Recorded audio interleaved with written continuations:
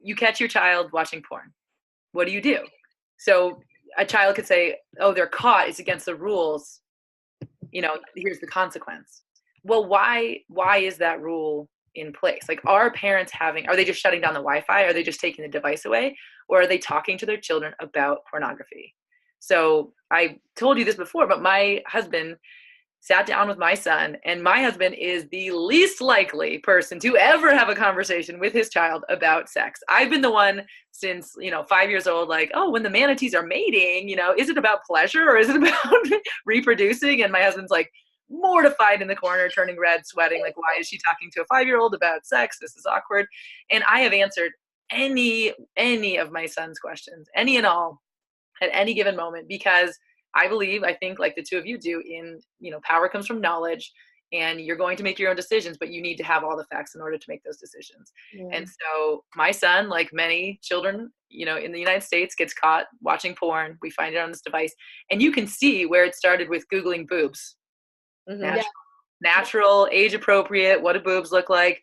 And then click, click, click, click, click, click, click, video of a girl tied. Yeah, maybe just one click, maybe just one. And a video of a girl, tied to a pole, strapped, beaten, gagged, ejaculation. It just horrible, right? And my husband and I are watching this like, okay, he has seen it.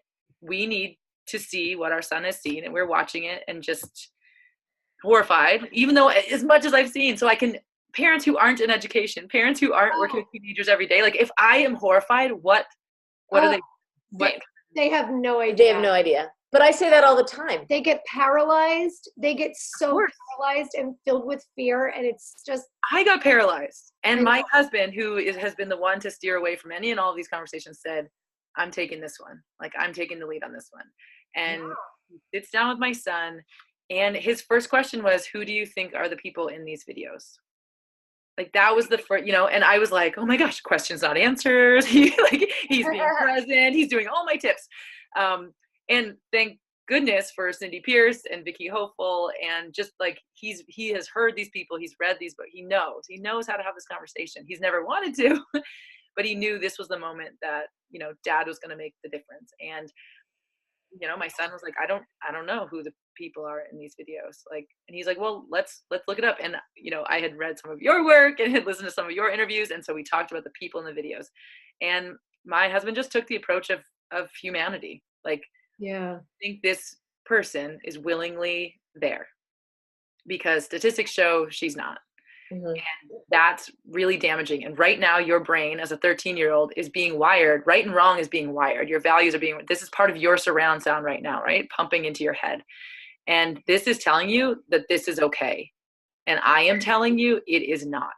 It is not okay to treat another human being this way. And I do not want you growing up believing that this is what women want to do, or that this is what you should want to do to women, because it's not.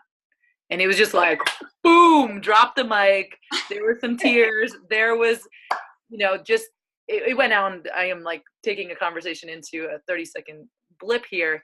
It was But it's being the conscious consumer. We are consuming our clothing. Where is it made? We're eating food. Who's picking it? How are they being treated? Amazon's delivering our packages. They're not being paid enough. How can we avoid the big picture of pornography? What's happening in that entertainment? How is that being made? Your entertainment, how's it being made? But Brooke, I just love what you just said. Here you are, you're dean of students, but you're a mom, right? It took you by surprise. So imagine, like, to me, that is such testimony, right? Mm-hmm. These parents, and you have the professional skill set. Yeah, supposed to. Yeah. Most people are unable to even talk to their kids about just sex, basic sex. Yeah. Forget about XXX porn at such a young age. It's rewiring their brains.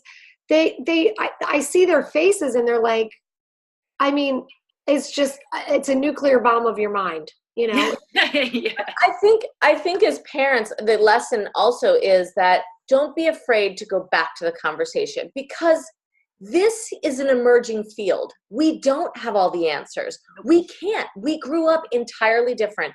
And sometimes it takes reflection. Out there's 1,000 more opportunities for my son to click on porn. There's 1,000 more versions of Grand Theft Auto. And so what you said about, basically, are you preparing the path for the child or preparing the child for the path? Like, we can't be out in front, removing all of the obstacles. We have to be having the conversations with our child to align their values, to recognize the surround sound, and to have the strength and the voice to make their choices with the millions of temptations and risks that are going to face them in their lifetime.